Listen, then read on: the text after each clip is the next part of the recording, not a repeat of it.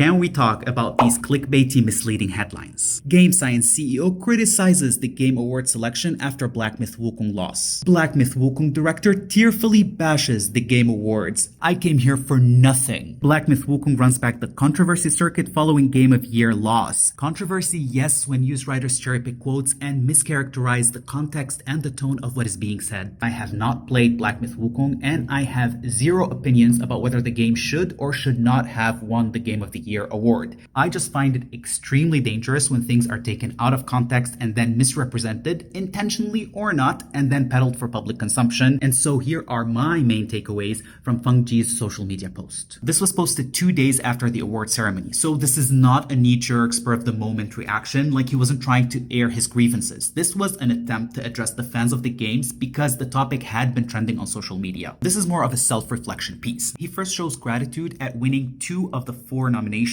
and then proceeds to tackle the elephant in the room, not winning the goatee, because how could he not? This is what the Chinese internet had been talking about. He does admit that there is some disappointment and regret, but it's not out of malice. It's because he was so confident in his game and didn't get the validation. And grantedly, hard work does not equal success, but it doesn't mean that it doesn't suck. The company did spend 6 years developing the game and a ton of resources and money, and it did have positive feedback from critics and users. And so is it really unimaginable or bitter for him to feel bad? And he did acknowledge the fierce competition. Exceptional is what he called the other nominations. But at the same time, he also said that he had no idea what the criteria for the goatee were. And that is not criticism, that is not bashing, that is just trying to make sense. And so he continues to say, well, tama by Lila, or I freaking came here for nothing. He is very much aware that he left the ceremony with